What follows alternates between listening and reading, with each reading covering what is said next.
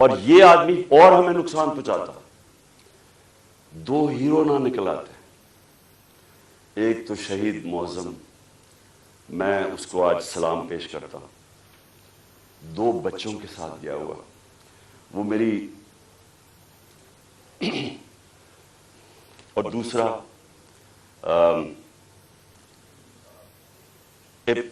ابتسام، جس طرح اس نے پکڑا اور جس طرح اس کی اگر دلیری نہ ہوتی تو اس نے بس مار دیتا تو اور تباہی کر سکتا تھا. 11 لوگوں کو گولیاں لگی اور ایک ہمارا معظم شہید ہوا. اب ہم نے ایف آئی آر رجسٹر کرنے کی کوشش کی ہے. سب ڈرتے ہیں کیونکہ کئی ادارے یہ قانون سے اوپر ہے.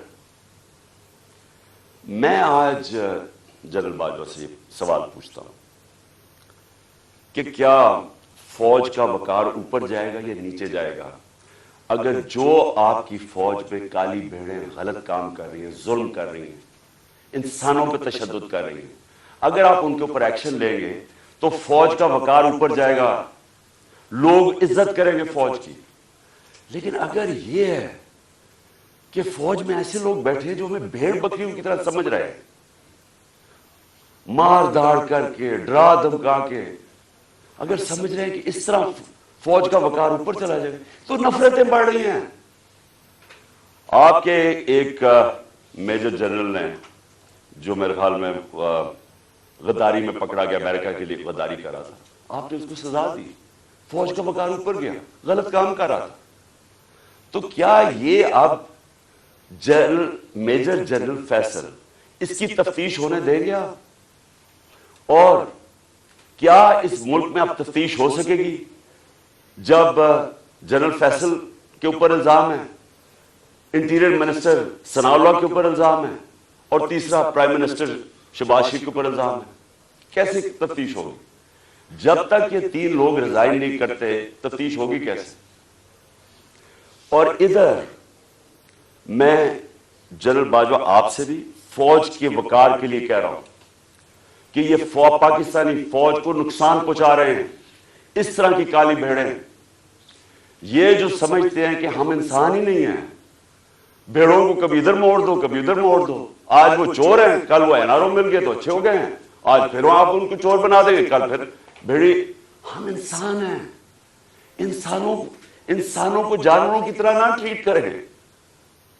اور انسان کسی وقت آگے کھڑا ہو جاتا ہے، اور یہ قوم کھڑی ہو گئی ہے. یہ میں آج آپ کو بتا دوں، 2 راستے اب اس قوم کے سامنے، یا ایک پرامن انقلاب آئے گا اور یا خونی انقلاب آئے گا، اور تیسرا راستہ نہیں ہے. کیونکہ میں نے 6 مہینے میں اس قوم کو جاگتے دیکھا ہے. قوم کھڑی ہو گئی ہے. یہ جو شعور کا جن ہے یہ بوتل سے نکلا ہے، یہ اندر نہیں جانے لگا. اب فیصلہ صرف یہ کر لیں کہ ہم پرامن طریقے سے اس ملک کے اندر چینج لے کے آئیں گے، جو کہ بیلٹ باکس کے ذریعے آئے گا صاف اور شفاف الیکشن کے لیے، یا وہ جو ایران میں ہوا تھا ہوگا، تباہی ہوگی، جو سری لنکا میں لوگ سڑکوں پہ آ جائیں گے، کیوس ہوگا. یہ جماعت جس کو ان 3 لوگوں نے مجھے قتل کرنے کی کوشش کی اور اللہ نے بچایا. جس طرح ابھی ڈاکٹر فیصل نے کہا کہ یہ جو گولی میری یہ ادھر اوپر کی ٹانگ پہ لگی، وہ ایک گولی میری جو وہ اصل آرٹری ہے اس کے نیچے سے نکل گئی اور ایک اس کے پاس آگے رک گئی. اگر وہ رپچر ہو جاتی تو 20 منٹ میں انسان مرتا ہے، 20 منٹ میں سارا خون نکل جاتا ہے. اگر تو سیدھا ہاسپٹل نہ ہو 20 منٹ میں مر گیا آدمی. تو اللہ نے اگر مجھے یہ بچایا ہے، جو مجھے آج زندہ رکھا ہے، یہ صرف اللہ کا کرم ہے. انہوں نے تو پوری کوشش، کوئی کسر نہیں چھوڑی تھی. انہوں نے تو ایک ادھر سے اور ادھر سے سامنے والے نے مارنا تھا. اور پھر سوال میں پوچھتا ہوں، سب سے بڑی پاکستان کی پولیٹیکل پارٹی، اس کے سربراہ، جو واحد فیڈرل پارٹی رہ گئی ہے پاکستان میں، یہ 2 فیملی پارٹی سکڑ کے چھوٹی چھوٹی پارٹیز رہ گئی ہیں. میں چیلنج کر کے جاؤں گا سندھ میں اور انشاءاللہ یہ زرداری مافیا کو سندھ میں ہرا کے دکھاؤں گا آپ کو. سندھ کے لوگ اس سے تنگ ہیں, ان کو سب سے زیادہ غلام ادھر بنایا ہوا, ان کو وہ سب سے زیادہ آزادی طلب کر رہے ہیں. اور یہ شریف خاندان, میں چیلنج کرتا ہوں یہ کدھر کسی سیٹ پہ میرے سے مقابلہ کرے. نواز شریف آئے, کہتے ہیں نا اسے آئے, اتنی کوششیں کر رہی ہیں, این آر او سب کو دے دیا ہے, سارے چوروں کو منی لانڈرر ساروں کی عید ہو گئی ہے. کسی وہ کہتی ہے مریم لیول پلینگ فیلڈ, چیلنج کرتا ہوں کسی سیٹ پہ پنجاب میں میرے سے مقابلہ کر رہے ہیں, کیونکہ پبلک چینج ہو گئی ہے. یہاں ایک جاگی ہوئی قوم ہے, ان کو بیڑوں کی طرح نہ ٹریٹ کریں. اور چیف جسٹس صاحب, میں آپ سے مخاطب ہوں, دیکھیں یہ ملک ترقی نہیں کر سکتا جب تک رول آف لا نہیں ہوگا. میں ساری دنیا پھرا ہوں, 70 سال میری عمر ہے, میں نے مغربی دنیا اندر سے دیکھی ہوئی ہے. میں جب 18 سال کا انگلینڈ گیا تو میں نے پہلی دفعہ رول آف لا دیکھا. مجھے تو پتہ ہی نہیں تھا, کیونکہ ہم تو ملٹری ڈکٹیٹرشپ میں بڑے ہوئے تھے یہاں 60s میں. تو پہلی دفعہ میں نے ایک فلائی ریاست دیکھی, وہ کیا ہوتی ہے, اور رول آف لا دیکھا کہ قانون سب کے لیے ایک برابر, کوئی طاقتور وہاں قانون کے اوپر نہیں تھا, کوئی وہاں قبضہ گروپ نہیں تھے. ان کی عدالتیں ان کو ان کمزور کی حفاظت کرتی ہیں. وہاں اگر آپ کے پاس پیسے نہیں ہیں, لیگل ایڈ دیتی ہیں کہ ایک عام آدمی جا کے عدالت میں کیس لڑ سکے. وہاں کسی کی جرت نہیں ہے, کسی طاقتور کی جرت نہیں ہے کسی پہ ظلم کرے. اس لیے وہ کامیاب معاشرے ہیں, اس لیے وہاں خوشحالی ہے. میرے سامنے میری زندگی میں دیکھتے دیکھتے سنگاپور, جو ایک پاکستان کا مقابلہ ہی نہیں کوئی کر سکتا تھا, پاکستان سب سے تیزی سے ترقی کر رہا تھا 60s میں. ہم تو مثال تھے دنیا کی. اور کہاں سنگاپور, ہمارے ساتھ ہمارے سے نیچے شروع ہوا.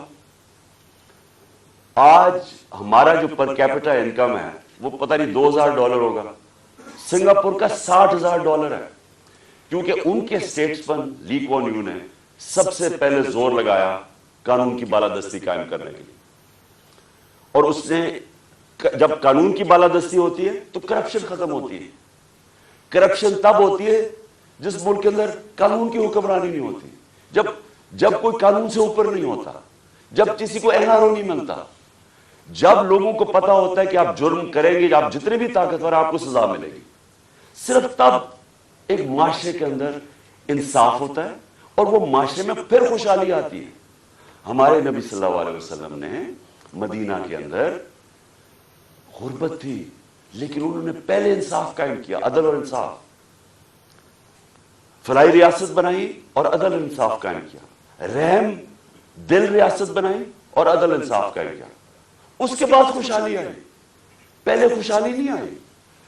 ہم کیوں نہیں آگے بڑھ رہے؟ میں ابھی آپ کے سامنے مثال دے رہا ہوں کہ ملک کی سب سے بڑی پارٹی کا جو سربراہ ہے اس کو انصاف نہیں مل رہا. اس کو ایسے جو میرے سے چیف جسٹس صاحب جو 6 مہینے میں میرے سے کیا گیا ہے, میں آپ کو یقین دلاتا ہوں کہ کوئی ملک اپنے دشمن سے نہ کرے. میں وہ پاکستانی ہوں, اس ملک کے سارے ہائیسٹ سول ایوارڈ جیتے میں نے. سب جانتے ہیں کرکٹ کی دنیا میں نے پاکستان کی عزت بڑھائی, کم نہیں کی. یہ شوکت خانہ میں بیٹھا ہوں, یہ انٹرنیشنل راؤنڈ ہاسپٹل ہے, 75% کینسر کے مریضوں کا مفت علاج کرتا ہے, سب سے بڑا خیراتی ادارہ ہے. دوسرا پشاور میں کھولا ہے, تیسرا کراچی میں کھول رہے ہیں جو اس سے بھی بڑا ہوگا. 2 یونیورسٹیز بنائی ہیں, القادر یونیورسٹی جو کہ 100% فری ڈگریز دے رہی ہے لیڈرشپ کے اندر, سیرت نبی کے اندر, اور دوسری طرف نمل یونیورسٹی جدھر 90% اسٹوڈنٹس کو مفت تعلیم مل رہی ہے اور 85% جیسی ڈگری لیتے ہیں ان کو نوکریاں مل جاتی ہیں.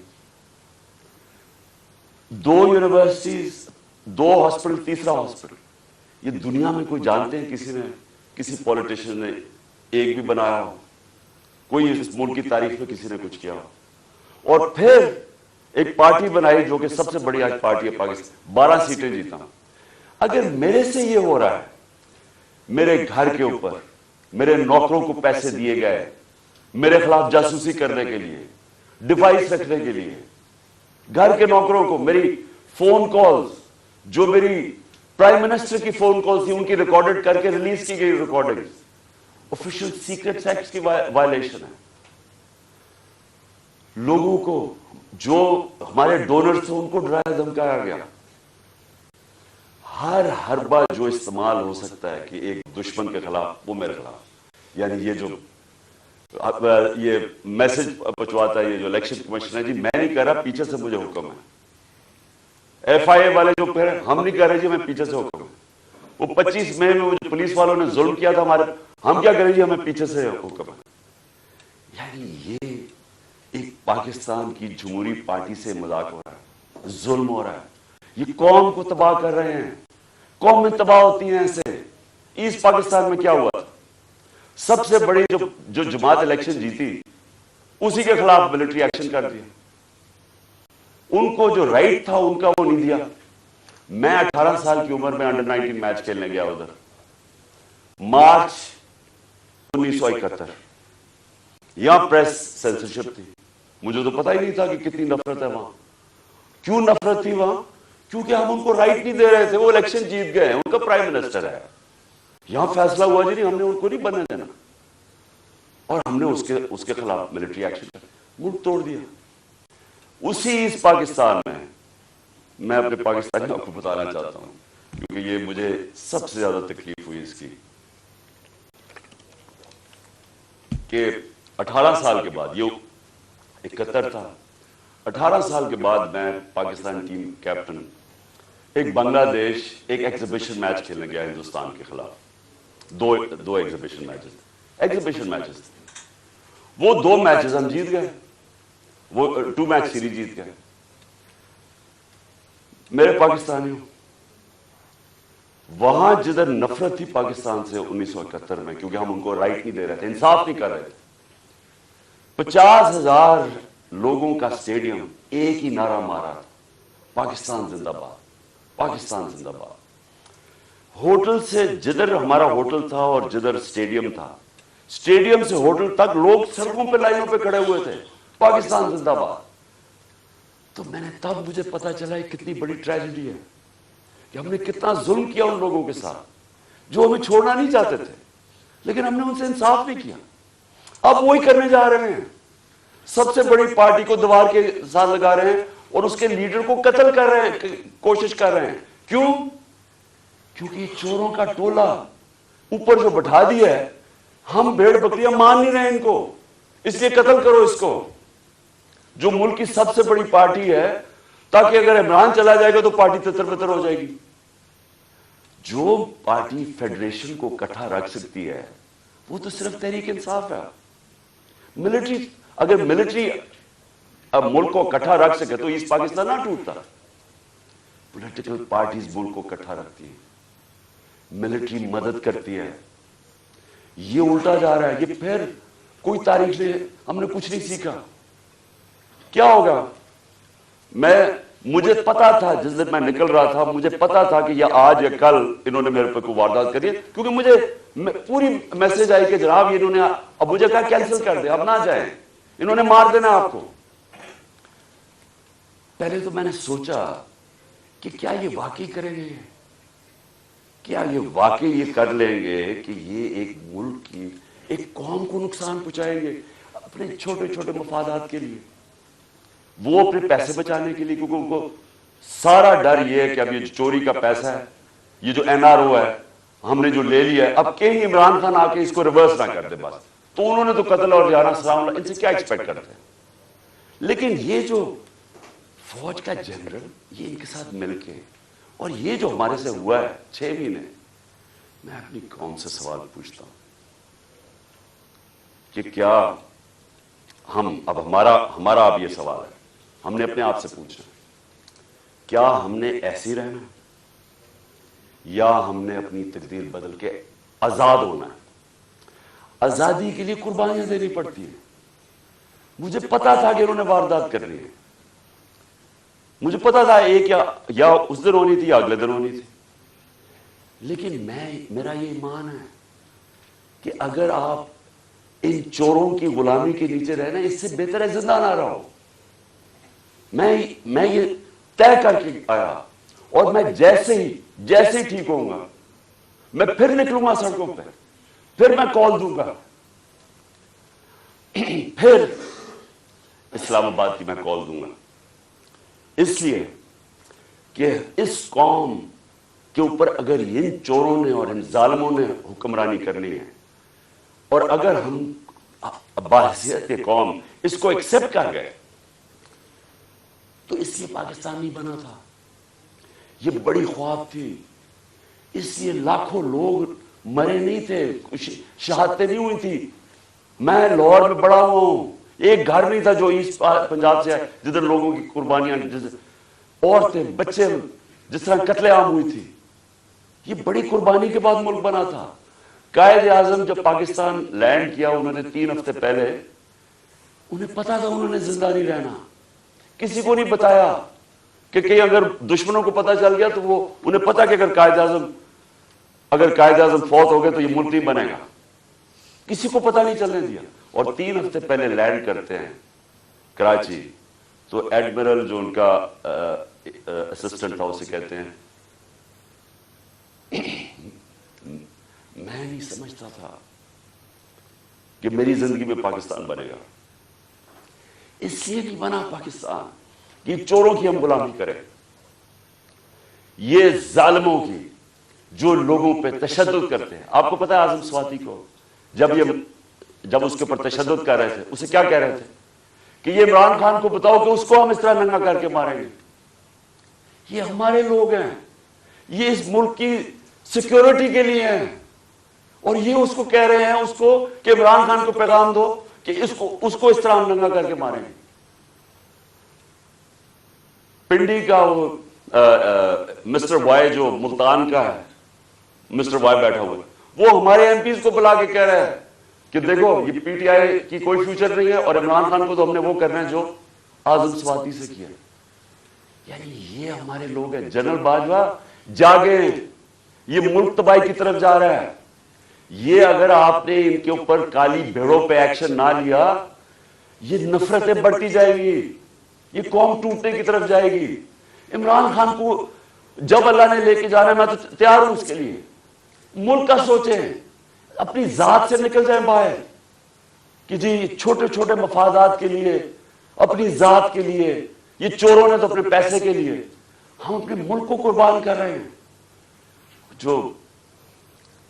جو لوگ سڑکوں پہ ہیں، ان کی شکلیں دیکھیں، ان کی آنکھیں دیکھیں، آپ کو نظر آئے گا کہ یہ تلاش میں ہے کہ وہ پاکستان جدھر یہ آزادی سے رہے، جدھر کوئی کسی کو اجازت نہ ہو کہ کمزور کے اوپر کوئی ظلم کرے. تھانے کچہری کے اندر بیچارہ غریب آدمی ٹھوکریں کھاتا پھرتا ہے، اس کو انصاف نہیں ملتا، اس کی زمینوں پہ قبضے ہو جاتے ہیں. اور یہ بڑے بڑے ڈاکو ہر باری آ کے اپنی ساری چوری معاف کروا لیتے ہیں. 1100 ارب روپے کی یہ چوری معاف کروا رہے ہیں اپنے، 1100 ارب روپے کا این آر او لے رہے ہیں. ملک کو تباہی کے اندر ڈال کے، معیشت تباہ کر کے، مہنگائی میں لوگوں کو پھنسا، اور صرف اپنے پیسے بچانے کے لیے این آر او لے رہے ہیں. اور ان کو کوئی فکر ہی نہیں ہے. ملک کو جو مرضی ہو، ان کے تو پیسے باہر پڑے ہوئے ہیں. ان کے لیے ہمارے اوپر تشدد کیا جا رہا ہے، جس کا جینا مرنا پاکستان میں، جن کے پیسے ہی باہر پڑے ہوئے ہیں، جو عیدیں باہر ہیں، جو ان کی شاپنگ باہر ہے، بچے باہر ہیں، جنہوں نے جائیدادیں باہر بنائی ہوئی ہیں، بلینز آف ڈالر کی پراپرٹی ہے، ان کے لیے ہمیں قربان کر رہے ہیں. اور غدار پھر کون رہا؟ کون ہے پاکستان کا غدار؟ میرے اوپر غداری کا پرچہ کر دیا. شہباز گل کے اوپر کسٹوڈیل ٹارچر ہوئی، یہ دنیا میں بینڈ ہے. اس کے اوپر میں نے آواز اٹھائی، اور میں نے کہا کہ جس نے ریمانڈ میں بھیجا اس آدمی کو جس کے اوپر کسٹوڈیل ٹارچر ہو، اس کے اوپر قانونی کارروائی کریں گے. میرے پہ دہشت گردی کا پرچہ لگا دیا. تو یہ پاکستان کدھر جا رہا ہے؟ ہم وہ خود بھولے نا، جو قوم اپنے نظریے سے ہٹتی ہے وہ مر جاتی ہے. ہمارا تو نظریہ تھا، ہمارا نظریہ ہے اسلامی فلاحی ریاست جو مدینہ کی ریاست کے اوپر بیس کرنی تھی. علامہ اقبال کی شاعری تو پڑھنے ساری, وہ سارا وقت جگاتا رہا علامہ اقبال, غلام مسلمانوں کو جگانے کی کوشش کر رہا تھا کہ غلاموں کی کوئی زندگی نہیں ہے, پرواز صرف شاہین آزاد کی ہے. اور آزادی تب آتی ہے جب انصاف ملتا ہے. انصاف جب تک نہیں ملتا وہ قوم آزاد نہیں ہوتی. یا انصاف ہی نہیں ہے چیف جسٹس صاحب, یا میں آپ کو گارنٹی کرتا ہوں کہ جب تک یہ ریزائن نہیں ہوں گے تفتیش ہی نہیں ہو سکتی. تینوں تو وہ ملوث ہیں جن کے نیچے تفتیش ہے. تو چیف جسٹس صاحب اس ملک کو بچائے. آپ کی بڑی ذمہ داری ہے. اللہ جتنا بڑا ہمیں مقام دیتا ہے اتنی بڑی ہمیں ذمہ داری ڈالتا ہے. آخرت میں ہماری ججمنٹ ہوگی کہ ہم جو اللہ نے ہمیں نعمتیں بخشی ہیں ان کو ہم نے کیسے استعمال کیا ہے, اپنی ذمہ داری انسانیت کے لیے پوری کی یا نہیں کی. اللہ آپ سے پوچھے گا کہ یہ جو اعظم سواتی جو اسے ہوا ہے کہ کوئی سو موٹو ایکشن نہیں لینا تھا. کیا یہ جو شہباز گل سے ہوا ہے کوئی آپ کی ذمہ داری نہیں ہے, کوئی رول آف لا نہیں ہے اس ملک میں, وہ تو آپ نے امپلیمنٹ کرنا ہے. اگر طاقتور کے لیے ایک قانون ہے, کمزور کے لیے دوسرا ہے, ملک کی تو فیوچر ہی کوئی نہیں ہے. کیونکہ میرے نبی صلی اللہ علیہ وسلم نے 1500 سال پہلے تقریباً انہوں نے کہہ دیا تھا کہ وہ قومیں جو کمزوروں کو, چوروں کو جیلوں میں ڈالتی ہیں اور طاقتور ڈاکوؤں کو پکڑتی نہیں ہیں وہ تباہ ہو جاتی ہے. آج ساری جو ڈیولپنگ ورلڈ ہے وہ کیوں غریب ہے؟ کیونکہ وہاں طاقتور قانون کے اوپر ہے. اور اگر سنگاپور اوپر گیا تھا تو ان کے اسٹیٹسمن نے طاقتور کو قانون کے نیچے لے, اس کی سٹوری پڑھ رہے کہ کیسے اس نے سنگاپور کو اٹھایا. پہلے انصاف لے کے آیا, انصاف سے کرپشن ختم ہوئی اور اس کے بعد خوشحالی آ گئی. شیر شاہ سوری سب سے بڑا مانا جاتا ہے کہ یہ جو بادشاہ تھے ہندوستان کے سب سے بڑا. کیا کیا شیر شاہ سوری, کدھر سے شروع ہوا؟ جو اس کو جاگیر ملی بہار میں, اس نے کیا کیا, اس نے رول آف لا قائم کر دیا. اس نے سارے بڑے بڑے ڈاکوؤں کو ختم کر دیا. اس نے وہاں انصاف کر دیا. سارے تاجر ارد گرد کی جاگیروں سے چھوڑ کے تو شیر شاہ سوری کی جاگیر میں آ گئے. وہاں خوشحالی آ گئی کیونکہ وہاں انصاف تھا. ادھر سے وہ کھڑا ہوا اور ادھر سے اس نے جب ہندوستان کی سنبھالی جب حکومت, تو ادھر اس نے انصاف قائم کیا. اس لیے آج اس نے لوگوں کے جب انصاف آیا خوشحالی آ گئی. یہاں ہم رینگتے رہیں گے امریکنوں کے, کبھی ادھر ہاتھ جوڑ رہے ہیں کہ جی ہمیں ادھر سے پیسہ مل جائے, کبھی وہ چینیوں کے پاس جا رہے ہیں پیسہ مل جائے, اور کبھی ہم مانگنا تو نہیں چاہتے لیکن ہم مجبور ہیں, ہم بڑے مجبور ہیں. تو 30 سال تو آپ دونوں فیملی حکومت کرتی رہی ہیں, تو کس نے مجبور کیا اتنا؟ کون اس ملک کو؟ یا جب سے یہ دو خاندان آئے ہیں ہندوستان بھی آگے نکل گیا, بنگلہ دیش ہمارے سے آگے نکل گیا. جب بنگلہ دیش بنا تھا تو لوگوں نے یہاں کہا جی بوجھ ہے ہمارے اوپر بنگلہ دیش میں, غربت بہت زیادہ ہے, وہ آگے نکل گیا ہمارے سے. جب سے یہ دو خاندان آئے ہیں تو کہتا جی ہم مجبور ہیں, ہم تو مانگنے نہیں آئے لیکن ہم مجبور ہیں. آخر میں اپنے سارے پاکستانیوں کو جو پیغام دینا وہ یہ ہے کہ دیکھیں, آپ نے سب نے, میں نے فیصلہ کیا پھر سے کہ جیسے ہی میں یہاں سے ٹھیک ہوں گا میں سیدھا سڑک پہ, اور میں نے اسلام آباد کی کال دے دی. آپ سب سے میں صرف یہ کہتا ہوں کہ اپنے بچوں, اپنے مستقبل کے لیے آپ نے کبھی کمپرومائز نہیں کرنا اپنی آزادی کے لیے. غلام قوم دنیا میں اس کی عزت نہیں ہوتی. ہر ایک پاسپورٹ پوچھے ہمارے پاکستانیوں سے کیا ہوتا ہے, دنیا عزت نہیں کرتی, اور وہ قوم اوپر ہی نہیں جا سکتی. اگر ہم نے یہ غلامی کر کے اوپر جانا تھا تو ہم کب 40 سال سے, تو میں جانتا ہوں غلامی کر رہے ہیں, وہ کوئی امریکن آتا ہے اس کے پیر میں گر جاتے ہیں, کوئی گورا رنگ دیکھتے ہیں اس کے جوتے پالش کرنے شروع کر رہے ہیں. وہ جب سازش ہو رہی تھی تو مجھے یاد ہے کہ امریکن وہ عورت کوئی امریکن ایمبیسی سے مریم نواز کو ملنے گئی, وہ گھر سے باہر گئی اس کو ریسیو کرنے میں, اسے ایسے ملے جیسے کوئی برطانیہ کی پتہ نہیں کوئی ملکہ آ گئی. اس کے سامنے صرف لیٹ ہی نہیں گئے کہ میرے اوپر سے چل کے جاؤ جا کے اس کے جوتے نہ گندے ہو جائیں. یہ اپنے آپ کو ہم ذلیل کرتے ہیں ساری جگہ دنیا کے اندر، کیونکہ ہم بیکاریوں کی طرح پھرتے ہیں، قومی غیرت کھو بیٹھے. اور کیوں نہیں ہم آگے بڑھ سکتے؟ کیونکہ انصاف نہیں ہے، انصاف نہیں ہے، خوشحالی نہیں ہے، انصاف نہیں ہے، آزادی نہیں ہے.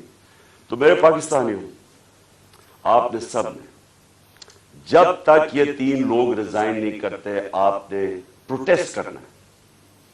آپ نے سڑکوں پر پروٹیسٹ کرنا، آپ کو آپ کا آئین رائٹ دیتا ہے. ظلم اور ناانصافی کے خلاف کھڑا ہونا آپ کا دین آپ کو حکم کرتا ہے. جہاد کرنا ہے. جہاد کیا ہے؟ ظلم کے سامنے کھڑے ہونا، ناانصافی کا مقابلہ کرنا، اپنی آزادی کے لیے کھڑے ہونا. یہ آپ کا فرض ہے. اور اللہ نے کیوں کیا ہوا ہے؟ کیونکہ اللہ کو پتہ ہے کہ غلام کی کوئی پرواز نہیں ہے. تو انصاف آپ کو آزاد کرتا ہے، اور آزاد کی پرواز ہے. تو اس لیے آپ نے سب نے نکلنا ہے، آپ نے پوری طرح اس پروٹیسٹ کے اندر حصہ لینا ہے اور ان تینوں کی ریزگنیشن مانگنی ہے.